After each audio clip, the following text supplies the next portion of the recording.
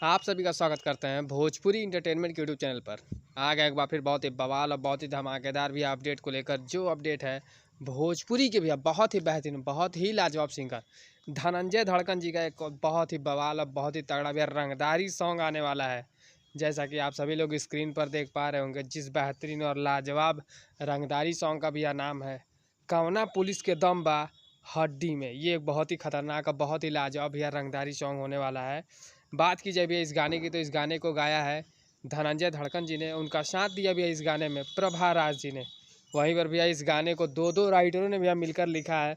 तो पहले राइटर का नाम है भैया सुमित द्विवेदी जी और दूसरे राइटर भैया रॉकी यादव जी। और वहीं पर इस बेहतरीन और लाजवाब रंगदारी सॉन्ग में आप सभी को म्यूज़िक भैया देखने को मिल जाएगा सौरभ गोविंद जी का, जो कि बहुत ही अच्छे और बहुत ही बेहतरीन म्यूजिक डायरेक्टर है भैया।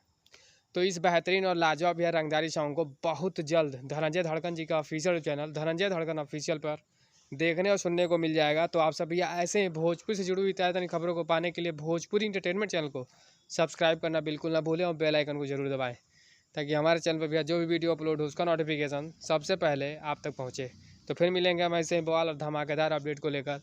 तब तक जय हिंद, जय भोजपुरी।